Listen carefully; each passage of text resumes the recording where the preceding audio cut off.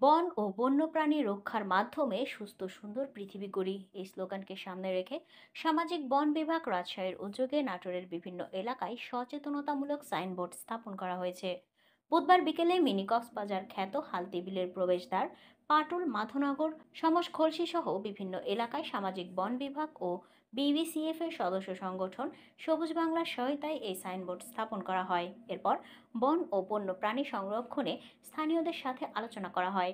এ সময় উপস্থিত ছিলেন বন্যপ্রাণী ব্যবস্থাপনা ও প্রকৃতি সংরক্ষণ বিভাগ ও সামাজিক বন বিভাগ রাজশাহীর প্রতিনিধি মোহাম্মদ ওবায়দুল হক সোহেল রানা, বাংলাদেশ জীববৈচিত্র্য সংরক্ষণ ফেডারেশনের কেন্দ্রীয় প্রচার সম্পাদক ও সবুজ বাংলার সাধারণ সম্পাদক ফজলে রাব্বি, পরিবেশ কর্মী মহির মেম্বার টিটু সর্দার, এলায়েত হোসেন, সান্টু ইসলাম, জিয়াউল হক, সৈকত হোসেন, সজীব সর্দার, রায়হান আহমেদ, রুবেল প্রামাণিক সহ আরও অনেকে।